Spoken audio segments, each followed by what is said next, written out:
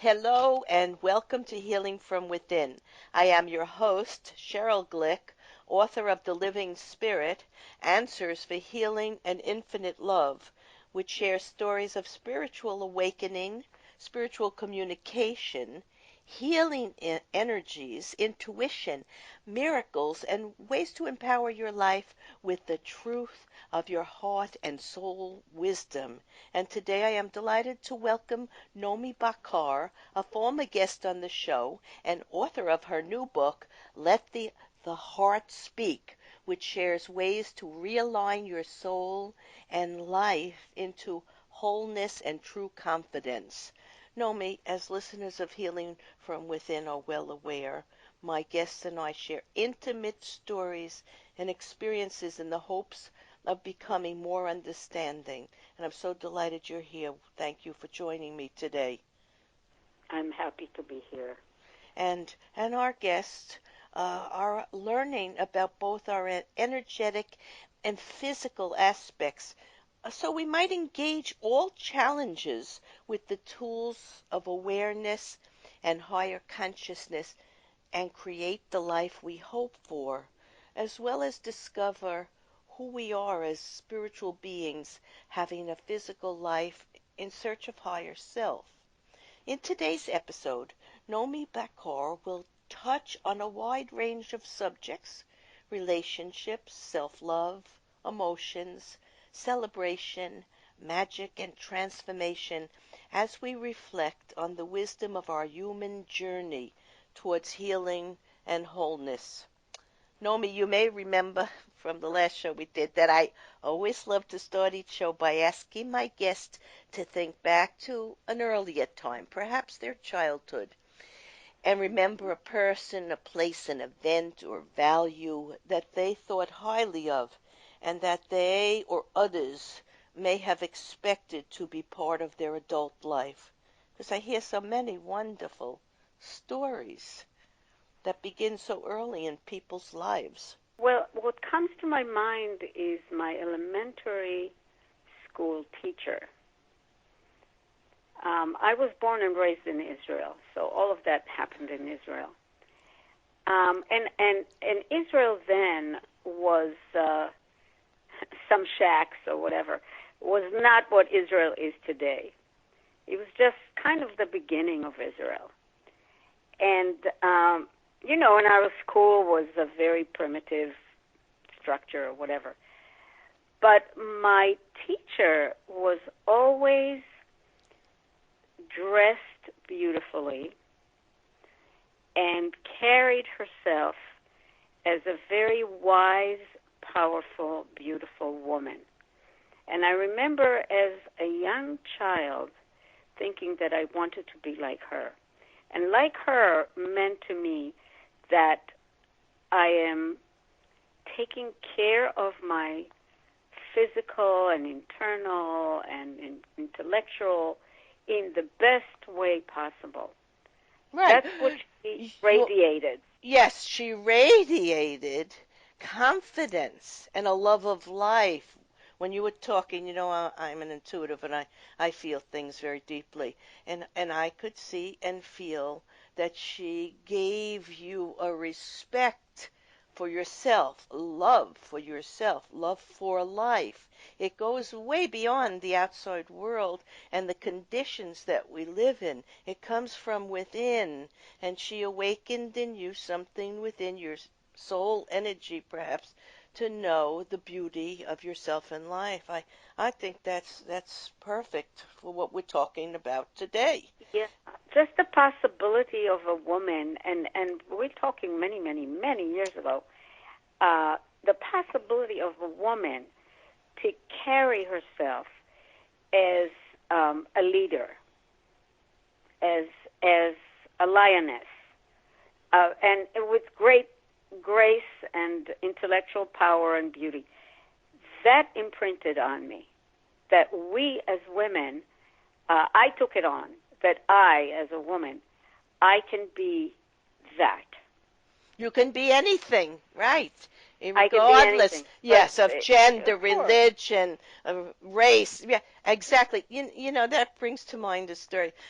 when I was in school early on, I was in the gifted class, and I was with boys and girls, and we were all treated, as intelligent, creative people. And I never saw the boys as different. I had friends who were boys, friends who were girls, and Uh-huh. and I have never, and this is rare, felt any restriction to being a woman. I I gather experience and intellectual pursuits and challenges as a soul or a spirit or a human being, regardless of any restriction from the outside world. I've never known it. It's probably one of my spiritual gifts, and I try to Mm-hmm. share that. And when I was a teacher many years ago in elementary school, I treated all the children exactly the same way. I did not impose gender or restriction or limitation in any way, shape, or form. And I think that's what you saw and I saw, and thank goodness we had that at a very young age, because it has helped us to deliver this message in many different ways to the public. So let's go Mm-hmm. on to tell us about your new book, Let the Heart Speak. Let me just say first, I love the title and I love the picture on the cover of your book, Mm-hmm. because often people concern themselves with their thoughts and mind-based, ego-based reality and ideas, and they forget that the heart is also talking to them in a way of feeling. So we have to have Yes. feeling and thought together. And on the cover of your book, you showed this beautiful young woman in the Mm-hmm. light, and I felt she was in the light of nature, but Mm-hmm. spirit was within her. That's what Yes. I saw in the Yes. picture in the book. So tell us about Yes. the three precious gifts bestowed on us by the creative source or force or I wrote things that occurred to me emotionally, and I wrote very personally. The book is just very short essay. It's not even essays. It's just I let my heart speak, and I was just speaking about different things and how they moved me and how they impacted me and what you know. Um, in terms of the gifts that I feel are bestowed on us, the first thing is that we have the ability to feel. yes. This is a tremendous gift. Mm, And many times the feelings can be very convoluted, and we have to work to release some of the difficult, dark ones and allow some of the joyful ones to come. And the work of the heart is not always easy. It depends on what happened to us and how. But we have the ability to feel. And if we can clear our heart from old traumas and old clouds that wrap around it, the heart is a very joyous, loving, innocent um, nature, you know, nature's self. We need to cultivate the heart. So that's one gift. The other gift that we have is the gift of being creative. We can create our reality, and we can create ourselves, and we can create friendships, and we can create amazing things in this life. So creativity is a tremendous gift. absolutely. And then expressing that And creation or expressing that creativity. gift, yes, is amazing. I mean, it's Hmm. an amazing, amazing gift. And the last gift is the gift of community. We have people around us that without them, our soul would wither.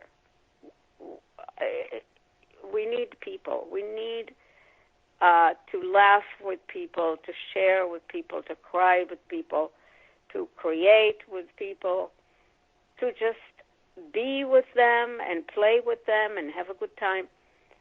So having community, having other people is a tremendous gift in this life.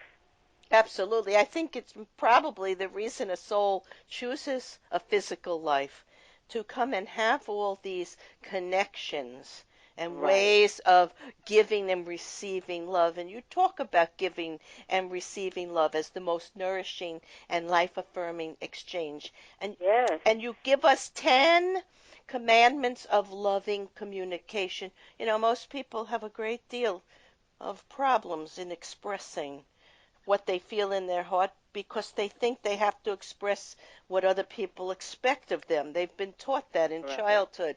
And we have to learn to communicate in an authentic and honest way. And it Yes. takes effort. So tell us about a few of the 10 commandments of loving communication. First, you Well, got to know yourself. That's number one. yes, you got to know yourself. And when you, let's say that you have a hard feeling about, let's say your husband or your spouse or your sister or your brother, they did something and it really rubbed you the wrong way. The first thing you need to do is sit with your emotions. Do not rush to communicate. Sit and find out, okay, what is it that I'm feeling? What am I reacting to? What is this reminding me of? What am I needing? What am I wanting? Was I hurt? Sit and find out what's going on inside of you and have a little inner dialogue with yourself. Yeah. Because, when you give yourself that attention and you lovingly kind of contain and embrace yourself with the possible hurt or whatever it is that happened, you soften the reaction. Exactly. So that You avoid reactivity. You want to be you more avoid proactive and reactivity. Yes, not react, because react is not going to make you feel much better. Whatever right. is welling up within you is probably a remembrance of an experience that happened to you, and it's just a trigger that has been pressed, and maybe it's still within you. And if you understand it, you see it, you know where it comes from, it will be Right. less important and you'll be able Yes. to finally release it. You also Right. say to cultivate, and this is very important, empathy. In other words, to know what that person who is acting a certain way that's making you uncomfortable, why they may be acting that way. It's their issue or personality or problem, any way you look Right. at it, but it is affecting you because we all affect each other. We're all interconnected to each other's energy and experiences, and every Yes. one of us on this planet is going to experience, childhood and illness and loss and all these emotions and experiences. No one's really that different. We're more similar than we are different. Yes. And Yes. empathy just means to remember how you feel, so you'll be a little gentler to the other person and let them feel it and go through their own experience without throwing too much of your judgment Right. onto them. Yeah, And then it's let's say important. that you sat with yourself and you got clear about what you're feeling and you gave yourself some love. You gave yourself some empathy to yourself. And now you are ready to talk to them. When you talk to them, you want to always ask for uh, right time, right place. Don't just because you want to talk to them, don't just come to them when they're in the middle of, I don't know, writing They're a paper, right. something, doing something that, uh, Preoccupied, right. preoccupied. Ask them, say, I'd like to talk to you. What would be a good time, a good space? Create that with them. So that's important. And when you sit and talk, this is the third thing that's important. Speak from the eyes. I feel, I think, I want, I need. Do not point the finger into the you. You have done, you have said, you know, that never works. But if you just very simply, authentically, from the heart, say, when that happened, I felt a little hurt, or I felt such and this and this and that, so that the person is not feeling attacked. Threatened, right. Yeah, very important. Not Thank you for blaming. saying that. Thank you very much for making that so very clear, because most people, when they're threatened themselves or wounded or have a button pushed, react that way. And we have to learn to detach from the moment and experience. And as you say, give us self time to absorb it, digest it, Right. let it quiet down, and then approach a discussion or Then approach, communication that can make good change. right. And approach from don't not being righteous, Right. Hmm. not attacking, not blaming, not dumping. Just describing an experience. When that happened, this is what arose in me. I had this feeling of that feeling of that. Well, that's And empathy. Yeah. just express what happened for you emotionally. All right. The other person is more inclined to take you in because you're not attacking them. Yes, and they can open their own heart, and they may say Right. something to you that will help them release something that made them act that way, and you will understand it, and they will be also helped and free Yes. of Yes. something they've been Yes. carrying a long time, which And really probably had and nothing to do with you at to all. do with you. Yeah. Right. Right. Right. But after you spoke, allow them. You can just ask. Do you know what I'm? You don't have to agree with me, but do you understand what I felt? And if they said yes, that's great. Again, if they don't have to agree or they don't, but You just know, if they say no, they don't, and they don't want to discuss it anymore, at that point you have to accept that also. You've made the effort. We can all make the effort to help ourselves and others. Sometimes it will be respected and honored, and other times people are not ready yet. right, But that's right. okay. We have plenty of times, eons and That's eons okay. of lifetimes of learning to go forward. And if they do say yes, I understand you. I don't agree with you, but I understand. I know Hmm. exactly what. That's Then good. invite them to share their experience and do the same thing. Listen, try to be in their shoes for a minute and allow them to express what it is that happened for them. Okay, let's tell our listeners a little bit more about your background. You told us that you started off in Israel when Israel was first developing, and it's Yes, become a very important leader in the world. And we work cooperatively with Israel, right, and it is in the Middle East a stable democracy. And at that time, the Israeli people have worked long and hard to grow right, that nation. And right. tell us a little bit more about your background and what your focus or desire is to bring into the world in these challenging times. And you come from a challenging time in that Yes, beginning right, nation. So right. tell us about that.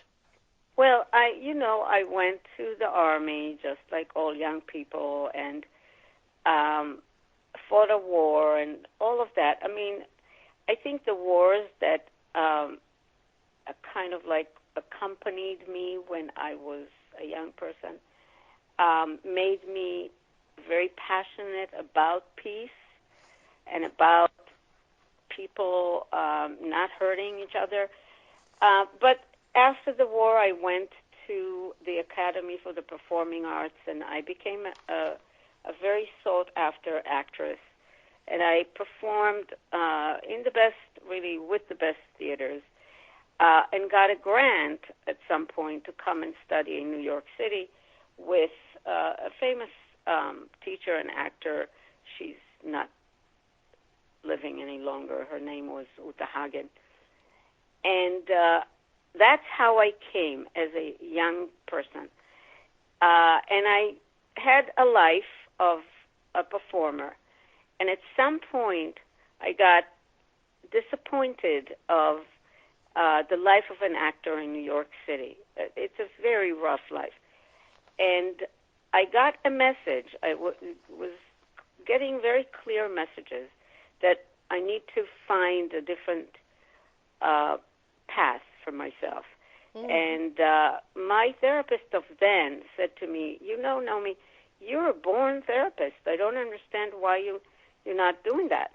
And first, I kind of went, "No, I'm an actor. I'm a creative." Well, we can be many things. We have many I know, spiritual but gifts. as a young person, I said, You couldn't I'm an see artist." that yet. But let me tell you something very interesting. My daughter was a professional child actress for 10 years.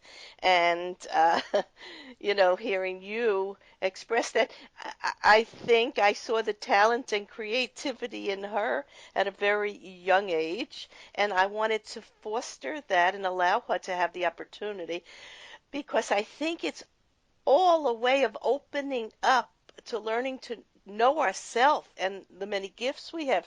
So I find it interesting that you say that. And you also said you remember Whitney Houston, who was a great, beautiful, loving artist who lost Yes, her battle to stress and addiction. right. And you give a summary of some of the elements that cause stress in us as young people in whatever career or field we're in. There are stresses as we're trying to know ourselves, learn about ourselves, and be productive or purposeful in life. So, what are some of the stresses that might cause us to have difficulty? Well, I want to just complete your first question. I started training as a psychotherapist in very creative and expressive modalities. And because I wanted to marry my knowledge of expression, my knowledge of body, and emotions and creativity into the kind of processes, counseling that I was doing. And that's what I did. I was able to create a wonderful way of working. It's called Gates of Power. It's a method and a program that works with meditations and spirituality, with all the creative arts, with emotional processes and energetic understanding, and actionable map of all areas of life. So I think that my background as an artist and the suffering that I went through as a young person all got mixed up in a wonderful way in the blender of the soul and created the ability for me to be the kind of healer and counselor and leader and that and I am today. communicator that you are And today. communicating. Yeah, Yes, bringing the three levels of being, the spirit, the soul, and the personality together, and that's what your book, The Seven Gates of Power, is about, and how you right. have expressed that there are seven needs that all human beings have. And of course, the way to find this, which are security needs, social needs, physiological needs, cognitive needs, aesthetic needs, self-actualization, and spiritual needs, is through the combination of the mind and the heart. And you express that so very well. Can you give us an example of a person who you have worked with and how they were able to resolve an issue that might have been challenging for them? Yeah, I have so many. I've been doing this for 27 years. So, but what comes to my mind is a young guy who came to me. He was 26, and he never had a girlfriend in his life, and he was obviously very upset about that. But as we worked through the meditations and the visualizations and the emotional pathways, we realized that his heart was very, very blocked. And when we went down into the heart to find what has happened, we realized that his father died in a very abrupt way when he was 6. Mm, yeah. And yes, and that sense of uh, such quick abandonment. Mm-hmm. He was very attached to his father. And so by opening up the pain, first of all, and allowing all the pain to come through, because he blocked the pain. I mean, in one of his... Yeah, the subconscious does that. Yeah, to protect, Mm-hmm. because as a young child, possibly you cannot deal with that amount of pain and grief. So, the psyche defends itself. So, but as an older person, especially in therapeutic environment, we opened up a lot of pain, a lot of grieving had to come up first. And then the understanding that he's still connected with his dad. Yes. That death does not sever a connection.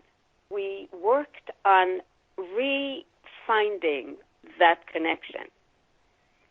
That was excellent, yes. And then when he did, all of a sudden he could love again. But you helped him release a fear, and you also taught him a great truth. If he was able to understand that we're more than our physical body, and our life survives physical death, our consciousness survives physical death, you gave him the greatest gift that there is. So I want to thank you, Nomi Bachar, author of Let the Heart Speak, a book that shares ways to open your heart awareness to new perceptions of life that can empower and change or transform your energy so you can engage a new range of ideas about relationships, self-love, emotions, celebrations, magic, and the majesty of life and love. For more information and to purchase this practical, innovative way to know yourself, to know your heart, to know your soul, to know life, go to gatesofpower.com. In summarizing today's episode of Healing from Within, we have shared many new ways to engage our heart and find out what inspires us so we may begin perhaps to discover our life path or destiny and enlarge a framework for wisdom and also peace, inner peace, as we move on our journey to wholeness and heal the traumas or misbeliefs of our earlier childhood life and begin to revel in the magic of joy, happiness, and awareness of who we are and the possibilities for creating an authentic and healthy life, which is already within our energy and soul aspects.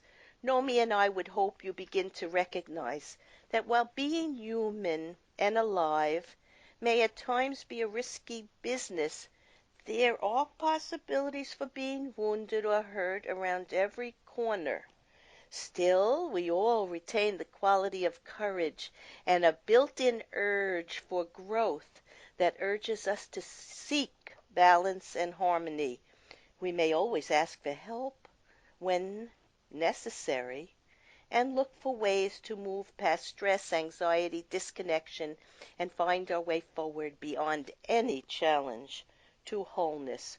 I am Sheryl Glick, host of Healing from Within, and I invite you to visit my website, SherylGlick.com, to listen to and read about leaders in the fields of metaphysics, science, spirituality, medicine, energy healing, religion, the arts, and music as we explore the human and divine condition to improve our lives and simply live with love. Shows may also be heard on webtalkradio.net and dreamvision7radio.com. Thank you.